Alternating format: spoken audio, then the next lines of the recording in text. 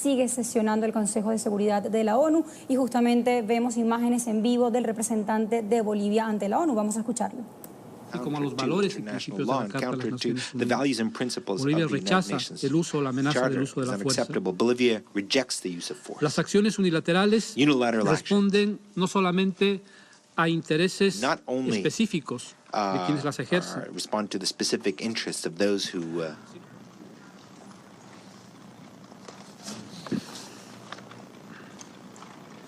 y este no es el único caso en el que lamentablemente se han utilizado acciones unilaterales.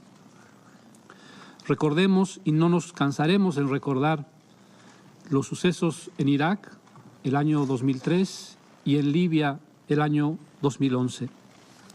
Toda acción debe ser autorizada por el Consejo de Seguridad de acuerdo con la Carta de las Naciones Unidas. Toda acción unilateral es contraria al derecho internacional, así como a los valores y principios de la Carta de las Naciones Unidas. Bolivia rechaza el uso o la amenaza del uso de la fuerza. Las acciones unilaterales responden no solamente a intereses específicos de quienes las ejercen, sino que son medidas, y permítame la expresión, imperialistas. Sucede que los imperios, como decíamos en otra intervención, se creen moralmente superiores al resto del mundo. Se creen excepcionales y se creen indispensables. Y por tanto, se creen por encima de la ley, se creen por encima del derecho internacional. Pero en realidad el interés de quienes utilizan unilateralmente la fuerza y violan la Carta de las Naciones Unidas no es el de avanzar la democracia, no es el de avanzar la libertad, no es el de luchar contra el uso de armas químicas. Su objetivo es expandir su poder y expandir su dominación. Lo que hemos presenciado en las últimas horas es un ataque contra la misión de la búsqueda de los hechos desplegada por la OPAC, la cual no inició los trabajos que tenían programados para hoy. El ataque unilateral es un ataque contra las organizaciones multilaterales, como la Organización para la Proscripción de Armas Químicas, la OPAC.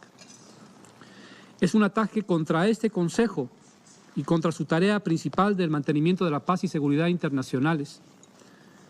Es un ataque contra la Carta de las Naciones Unidas y es un ataque contra toda la comunidad internacional. Me pregunto a esos miembros permanentes que han utilizado la fuerza hace pocas horas, ¿cuánto dinero han invertido en armar y entrenar a los grupos armados en Siria?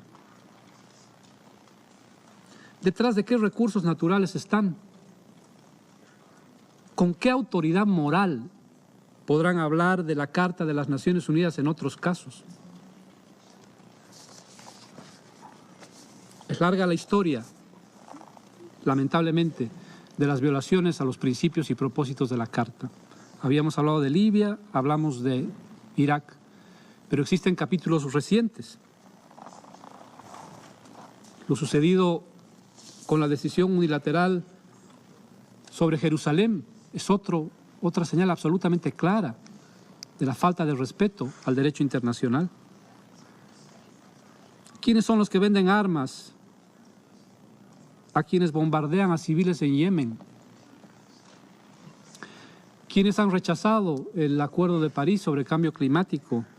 ¿Quiénes se han alejado de las negociaciones sobre el Pacto Global de Migraciones? ¿Quiénes son los que construyen muros? Pero creemos que es importante también hablar sobre la historia larga. Estamos viviendo las consecuencias, sobre todo en el Medio Oriente, de los estragos provocados por algunas de las mismas potencias hace más de un siglo y su desprecio por el derecho internacional.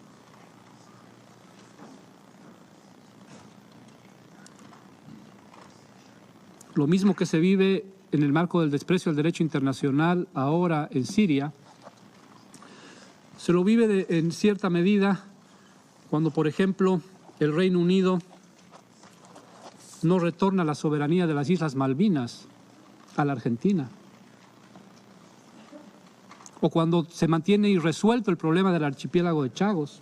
Ojalá que se respete la opinión consultiva de la Corte Internacional de Justicia sobre ese tema. Es decir, estamos hablando sobre un conjunto de políticas atentatorias a la paz y a la seguridad internacionales. La distinguida representante permanente de los Estados Unidos dice que los Estados Unidos, su país, están listos para disparar, locked and loaded.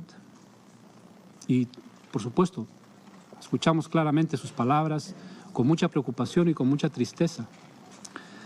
Sabemos que ellos tienen portaaviones, sabemos que ellos tienen satélites, sabemos que ellos tienen, entre comillas, misiles inteligentes, sabemos que tienen un arsenal de armas nucleares. Y también sabemos que tienen un desdén por el derecho internacional. Pero nosotros tenemos esto. Tenemos los principios y los propósitos de la Carta de las Naciones Unidas. Y al final, como la historia nos lo demuestra una y otra vez, al final estos principios van a prevalecer. Muchas gracias.